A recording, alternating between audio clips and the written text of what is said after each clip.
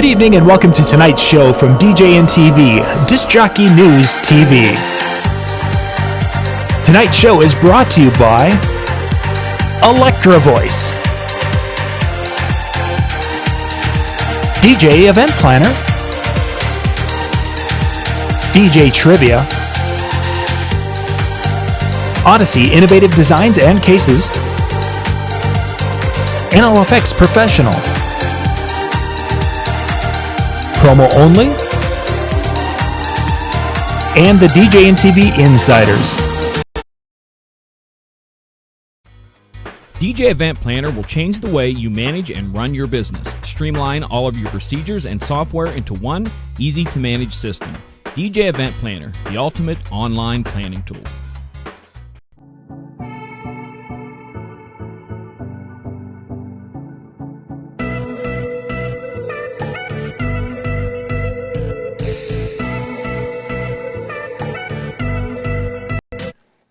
Good evening and welcome to DJNTV tonight. Tonight we're going to be talking to, this is the Upper Midwest show. Sean, can we call it that? Sure, yeah. Sounds good. We're from the tundra tonight, coming to you. We should have Ben Stowe with us. Then we'd have like almost a whole Upper Midwest here. Yeah, cold weather people. The cold weather, right. That's right. People who haven't seen the sun in months are like, oh, what's that in the sky? It was so nice though yesterday, 60 degrees. Oh, that was a fabulous weekend. And for those of you on the East Coast, you'll be seeing that in just a couple of days, or we'll just send the cold weather and we'll just keep it. Either way. You're welcome. Yeah, you're welcome. Yeah, when we send you the snow, you're welcome for that too. So Sean Carlson is with me tonight. And tonight, Sean, I want to kind of dig in a little bit because your background, you have a diverse background in a lot of different things within the music and performance area. And I want to kind of talk tonight in tonight's show. We're going to be hitting a little bit of how you utilize film and video and different aspects of that part of your passion into your DJ business. So for those who don't know you, kind of give us that little elevator speech type bio of Sean Carlson. All right, background of Sean Carlson.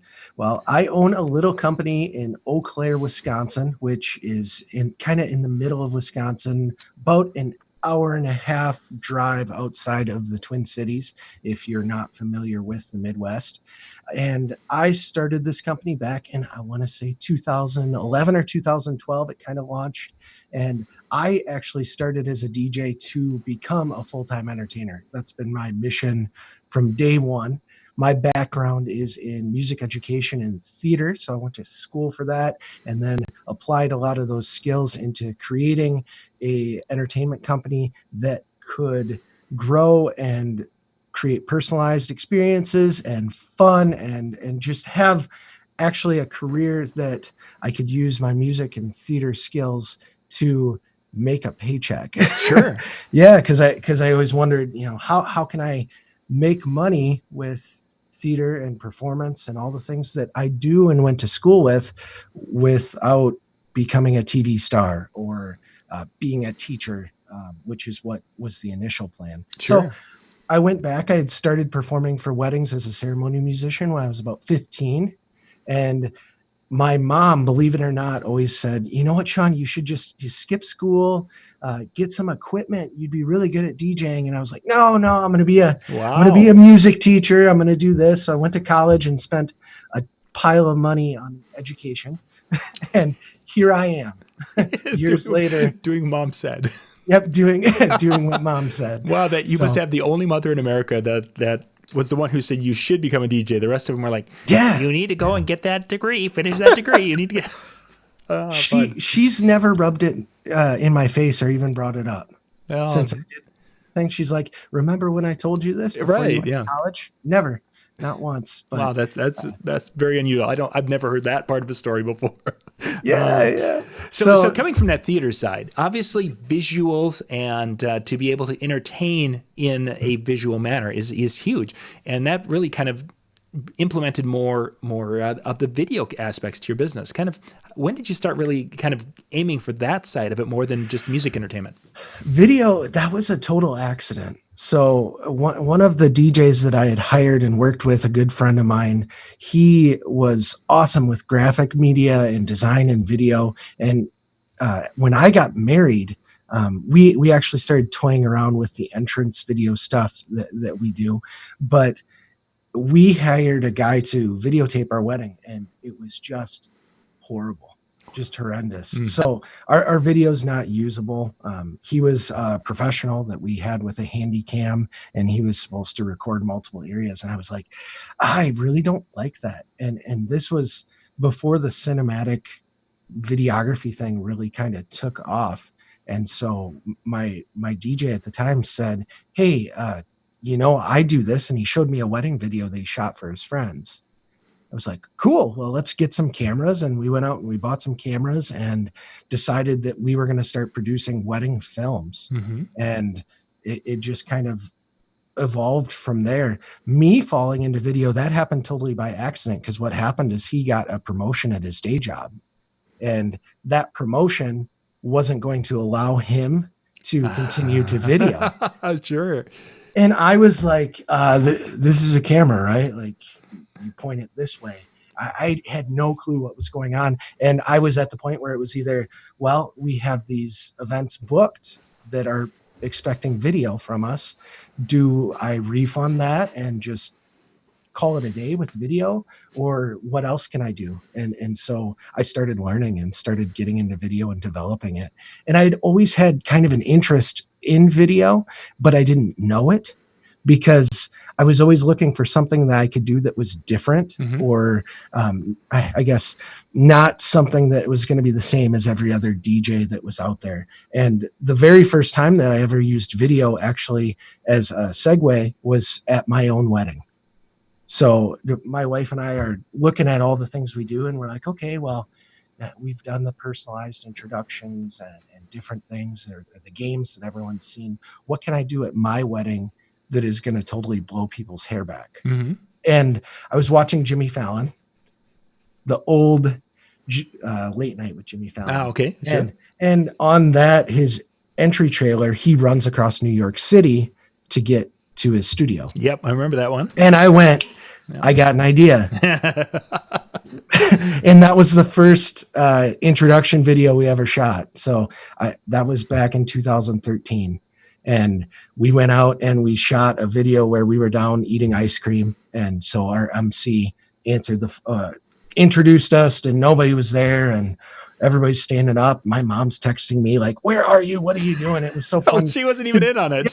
Yeah, no, nobody had an idea. And then we popped up on the screen eating ice cream. And I think we stole a bike taxi and jumped in the river tubing and went running in front of our church, and just a bunch of comical stuff to get to our reception. And then we were introduced, and that kind of laid the groundwork for some of the transitions that we do and some of the other things.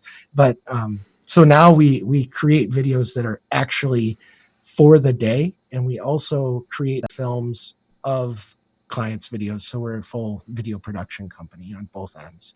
How did your background in theater affect that capability of putting a video together? Was there some tools that kind of went across and made it easier, more effective? How would you describe it? Well, everything that we do in the theater and everything that we do as performers is to help move the storyline forward. So I feel like looking at how do you set up a stage production, or how do you create a special moment, really played into creating videos for me, because we had to create a narrative and some type of overall story and flow, and it had to connect. So I was able to look at, how do I connect the dots? How do I stage these things so that they're going to make sense, so that mom does freak out and start calling and think that they're really gone? How can it be realistic so that you have those little panicky moments, and even the wedding party is standing on the dance floor going, what is going on here? That you get everybody. You have to set that stage. And so by having that theater background of seeing how can we stage performance, how can we put people up so that they don't realize what's happening over here is actually happening, And those kind of things have really helped me in creating transitional content for inside of a wedding. What can we do that would actually be realistic, and how can we set that up so that people will bite and hook, line, and sinker be in on it? I still remember one introduction video that I did. I went to introduce them, and it was a similar concept. And the groom's mom stood up, and I see her stand up, beat red, across the reception hall. And I'm emceeing at this point, and she's got her phone out, and she is marching towards the door where the groom is standing. And so I'm like, woo, we got to move. We got to move because she's going to get there and strangle him. And, and, as soon as the video queued up, she stopped dead in the middle of the reception hall and dropped her phone to her side. And you just saw her jaw just dropped. Yep. And they still remember that. I still hear from those people and still hear from those couples and those parties that they go, you did that thing, and that was incredible. And the reason it's incredible isn't because of what I'm doing, but it's more how we're setting it up so that it is fitting for the couple, and that people really grab the bait and enjoy it. That would be something to see mom getting just steaming coming across the floor. It's like, no, it's okay. It's so good. Yeah. I was like, oh, I got to move. I got to speed up this transition. Otherwise it's going to be trouble. Yeah, when she opens the door and heads out there steaming, and oh boy. Yeah. So when you putting together things like that in that story that is customized to the people and doing things like that, what is the guest response as far as people who are going to be doing an upcoming wedding when they're like, oh my gosh, they see that? Is people like, is that a big draw for you guys as far as people wanting cards and such, or how would that fit in? Yeah. They get so excited, and I've had a few couples that have been to different weddings where we've done different things. I mean, the entrance video is just kind of the tip of the iceberg. Right. We've done story videos, and we've kidnapped people. We've done crazy little introduction videos with the couple on screen. I mean, it's really endless, the amount of things that we can do. But most of the time, the room is just the energy is incredible. I'm trying to put the words to it, but you can just feel that presence. I don't know if you've ever been to a big like football or sporting event and the people are cheering, and you can just kind of feel that wall of energy pressing against you. You get that feeling where they're looking at you, they're excited, they're nervous, their applause is louder, and it gets more thunderous, and they're more involved. And then what happens is the rest of the night becomes more exciting, because if that happened, what could possibly be next? I remember, gosh, 5-6 years ago, we would do the voiceover recordings. Yes. Yep. And people just love those. We'd mix them into audio. And now, since we've started doing the video stuff, people look at our voiceover recordings and they're like, we can do better. Yeah, that's okay. Yeah. That was neat. Yeah, but which is cool. It's like, it takes it to another level. You know, we've had couples that, you know, they've wanted to leave their party early, and we've had them in their pajamas at the end of the night going, thanks for coming. Just to make sure it's all set and wrap up with that. I think what's most fun is to see what the couples come up with when we start brainstorming ideas. And they keep getting bigger and crazier. And even when I'm at receptions and people grab cards, they're like, I've got an idea. Have you ever thought about doing this? And I like to say, everything's possible. We just have to put it together and figure out a timeline. This fall, we have a couple flying in a helicopter. Nice. Reception. And everyth's possible. So awesome. Did I answer your question? Yeah, no, you're doing well. Creativity. You talk about, the couples have some ideas, but you've obviously got to be able to do the yes and type of thing, that you're going to take that. Where are you getting your creativity from? As far as, are you looking for different, or from sources that really help to inspire you, or where are you coming from with that? I draw from my couple's energy and their excitement, and I draw a lot from late night TV. Sure. To watch some of the things that they do on, the late night show with Mm-hmm. Jimmy Fallon or any of those guys, they come up with things that are transitional and neat. I like to also watch like award shows and Okay. see if they're doing anything, because if you watch an award show, a lot of times the host is there operating everything, but they will have a transition and they're video based constantly all the time. And that's where we've pulled a lot of ideas and inspiration from, because if they're doing it on the biggest stages in the country, why can't we do it at our wedding Right. stages? Have you run into situations where couples have had this idea and it just became one of those things that just wasn't possible to put together for whatever reason? We had one transitional idea that we wanted to do, and we couldn't do it simply because of the legal aspects of it. Oh boy. So we try to make sure that we're doing everything as legitimately as possible, so that I don't get the couples arrested That would be a good thing. prior to their weddings. We've only had a standoff with the police once, and that's because we rode a horse down Main Street in Menominee, Wisconsin here. And apparently we needed a parade license for Permit that. for that. Whoops.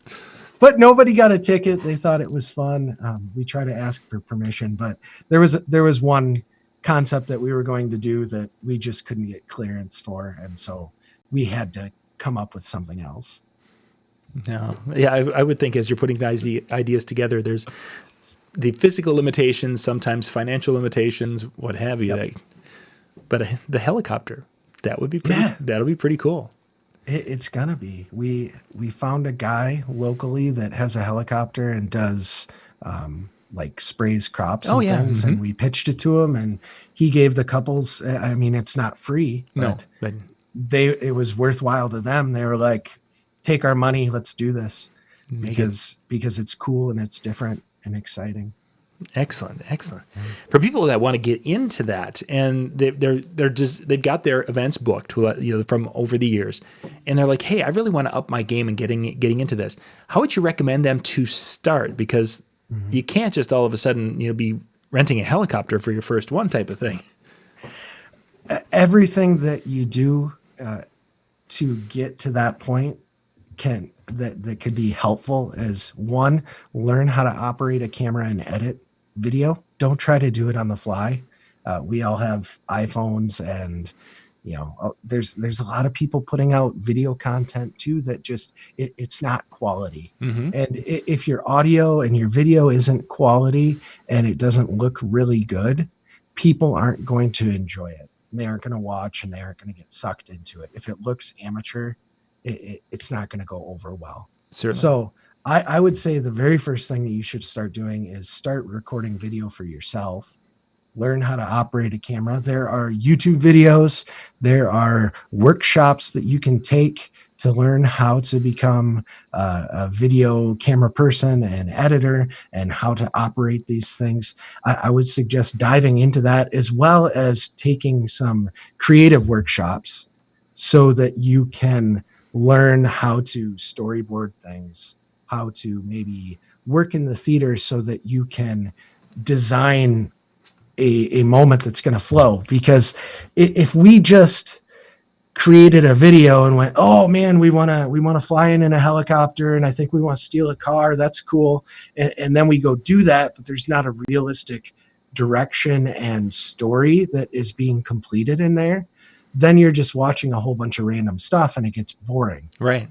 Also, if it's not a connection with the couple, it doesn't make any sense. Yes, I would agree tremendously with that. So I think you need to have those tools in place. If you have a background in theater and performance and you understand the flow of how things work, if you're doing personalized concepts like different entrances, or you understand how to tell stories and how to properly MC, that's another big portion. I've seen people try to do this and they don't have the MC chops and the acting chops to sell it. And if you can't sell to the crowd that what's about to happen is really happening, and they don't believe you, then they aren't going to buy into the storyline. For sure. So you have to be able to MC and produce it on stage as well as produce the product. And those are a lot of tools to learn and a lot of things to work. So before you just dive in and start saying, hey, we're going to create stories or we're going to create wild entrance videos, you really should have the basics for video and stage performance. And I think that, you know, you've used the word story, telling that story or having that story flow throughout the video today. And I think that is an area that most of us probably overlook. Because it just doesn't seem like, you know, anybody should be able to do that. But that's actually one of those little things that the ability to tell a story that will encapture or to pull people in. Not everybody has that gift, and unfortunately, there's a lot of people who like to talk that don't have that gift whatsoever. Just gonna, I can just ramble, and nobody's going to listen. When I think about storytelling, a tool that I use, I think, would my kids be interested in what I'm telling them? Yes. And my kids are like 9, 4, and 3. And that's where the fairy tales and your once upon a time in a land far, far away. Yeah. Those epic novels that you can read to kids. Maybe not novels, not the right word. Right. But those stories, they're composed in a way that grasps the listener's attention. And then you take them along on a ride. You're not just speaking. And I think a lot of people, where they should be storytelling and they should be grabbing people and bringing them on for a ride, they're just running their mouth. Yes. And they aren't connecting them. They aren't connecting the dots to drag them from point A to point B. And we as a human enjoy stories. People who can tell a good story, you know, you'll find them at the end of the bar with a crowd around them type of a situation. Yeah. And every time it's, well, let me tell you about this one time. And you're like, yeah, I'm here. Yeah, precisely. People who have that gift and that ability, who can tell a story, you're there. And then there's the people, let me tell you about what happened last week. And there's some of those where you're like, oh, they're calling me way up. Yeah, exactly. Fall asleep. Yeah. So, and I think that's probably one of those, again, overlooked, underrated areas of what we do as entertainers, and especially as you're getting to more elements of your entertainment to make that story. Yeah, it's something that I think you can. Everybody looks at the microphone skills as just being, you talk, you make announcements. If you're creating a transition, it's the same thing. You just do the same thing all the time. When it's so different and it changes from moment to moment, especially if you want to create something as that's going to draw people in as much as like a transitional film or a story or some type of send off video that we've done, to be able to sell that the bride and groom are gone, or to be able to create enough fun that nobody actually even notices. That takes a lot of different skills other than just, I think I can talk on the microphone. Yeah, for sure. That it does. Yeah. Well, Sean, we're going to wrap our video up here today. Thank you much for being with and such, and talking about how film and story and video have really helped and grown your business. Yeah, thank you so much for having me. It's always fun talking with you. That it is. Great time. So thank you guys for being with us tonight. We'll be, of course, doing our regular shows a little bit later tonight, so you guys can check that out. We'll have Ben Stowe coming up at 9 o'clock Eastern, and Brian Rad and I will be back at 10 o'clock Eastern. Thanks, everybody. Good night.